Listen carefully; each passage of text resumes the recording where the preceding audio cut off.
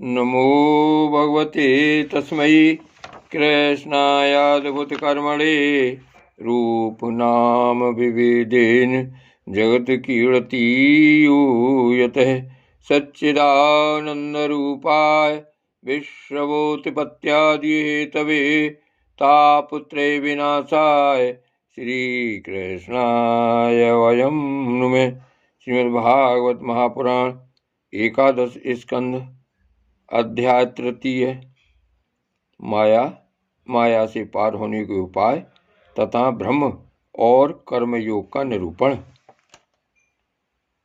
राजा निव ने पूछा, योगीश्वरों, अब आप लोग हमें कर्मयोग का उपदेश कीजिए, जिसके द्वारा शुद्ध होकर मनुष्य शीघ्र परम नैष्कर्म अर्थात कर्तव्य कर्म और कर्मफल को निर्वर्त करने वाला ज्ञान प्राप्त करता है। एक बार यही प्रश्न मैंने अपने पिता महाराज इक्ष्वाकु के सामने ब्रह्मा जी के मानस पुत्र सनकादि ऋषियों से पूछा था, परंतु उन्होंने सर्वज्ञ होने पर भी मेरे प्रश्न का उत्तर न दिया। इसका क्या कारण था? कृपा करके मुझे बतलाइए।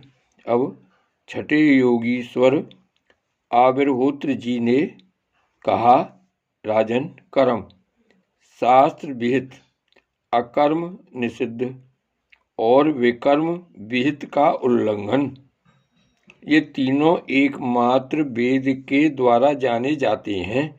इनकी व्यवस्था लौकिक रीति से नहीं होती। वेद अपौरुषेय हैं, ईश्वर रूप हैं, इसलिए उनके तात्पर्य का निश्चय करना बहुत कठिन है।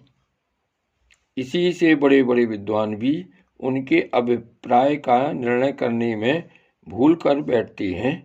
इसी से तुम्हारे बचपन की ओर देखकर तुम्हें अनधिकारी समझकर सनकादि ऋषियों ने तुम्हारे प्रश्न का उत्तर नहीं दिया। यह वेद परोक्षवादात्मक है। यह कर्मों की निवृत्ति के लिए कर्म का विधान करता है। जैसे बालक को मिठाई आदि का लालच देकर औषध खिलाते हैं, वैसे ही यह अनभिज्ञों को स्वर्ग आदि का प्रलोभन देकर श्रेष्ठ कर्म में प्रवृत्त करता है। जिसका अज्ञान निवृत्त नहीं हुआ है, जिसकी इंद्रियां बस में नहीं हैं, वह यदि मनमाने ढंग से वेदोक्त कर्मों का परित्याग कर देता है, तो वह विहित कर्मों का आचरण न करने के कारण विकर्म रूप अधर्म ही करता है। इसलिए वह मृत्यु के बाद फिर मृत्यु को प्राप्त होता है। इसलिए फल की अभिलाषा छोड़कर और विश्वात्मा भगवान को समर्पित कर जो वेदोक्त कर्म का ही अनुष्ठान करता है, उसे कर्मों की निवृत्ति से प्राप्त होने वाली ज्ञान रूप सिद्धि मिल जाती है। जो वेदों में स्वर्गादि रूप फल का वर्णन है, उसका तात्पर्य फल की सत्यता में नहीं है, वह तो कर्मों में रुचि उत्पन्न कराने के लिए है। राजन, जो पुरुष चाहता है कि शीघ्र से शीघ्र मेरे ब्रह्मस्वरूप आत्मा की हृदय ग्रंथि में और मेरे की कल्पित गांठ खुल जाए, उसे चाहिए कि वह वैदिक और तांत्रिक दोनों ही पद्धतियों से भगवान की आराधना करे। पहले सेवा आदि के द्वारा गुरुदेव की दीक्षा प्राप्त करे, फिर उनके द्वारा अनुष्ठान की विधि सीखे। अपने को भगवान की जो मूर्ति प्रिय लगे, अभीष्ट जान पड़े, उसी के द्वारा पुरुषोत्तम भगवान की पूजा करे।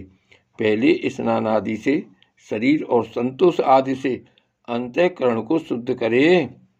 इसके बाद भगवान की मूर्ति के सामने बैठकर प्राणायाम आदि के द्वारा भूत शुद्धि नाड़ी शोधन करे। तत्पश्चात विधि पूर्वक मंत्र देवता आदि के न्यास से अंग रक्षा करके भगवान की पूजा करे।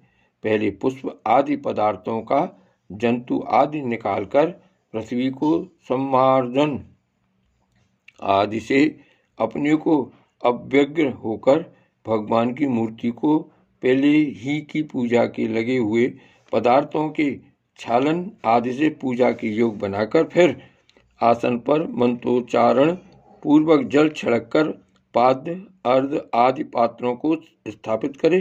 तदंतर एकाग्रचित्त होकर हृदय में भगवान का ध्यान करके फिर उसे सामने की श्री मूर्ति में चिंतन करे। तदंतर हृदय, सिर, शिखा, हृदय नमः, सिर से स्वाहा आदि मंत्रों से न्यास करे और अपने इष्ट देव के मूल मंत्र के द्वारा देश काल आदि के अनुकूल प्राप्त पूजा सामग्री से प्रतिमा आदि में अथवा हृदय में भगवान की पूजा करे। अपने अपने उपास्य देव के विग्रह की हृदयादि अंग, आयुधादि उपांग और पार्षदों सहित उसके मूल मंत्र द्वारा पाद्य, अर्ध, आचमन, मधुपर्क, स्नान, वस्त्र आभूषण, गंध पुष्प, दधि अक्षत के तिलक, माला, धूप, दीप और नैवेद्य आदि से विधिवत पूजा करे तथा फिर स्तोत्रों द्वारा स्तुति करके सपरिवार भगवान श्री हरि को नमस्कार करे। अपने आप को भगवान में ध्यान करते हुए ही भगवान की मूर्ति का पूजन करना चाहिए। निर्माल्य को अपने सिर पर रखे और आदर के साथ भगवत विग्रह को यथास्थान स्थापित कर पूजा समाप्त करनी चाहिए। इस प्रकार जो पुरुष अग्नि, सूर्य, जल, अतिथि और अपने हृदय में आत्म रूप श्री हरि की पूजा करता है वह शीघ्र ही मुक्त हो जाता है। जय श्री कृष्ण।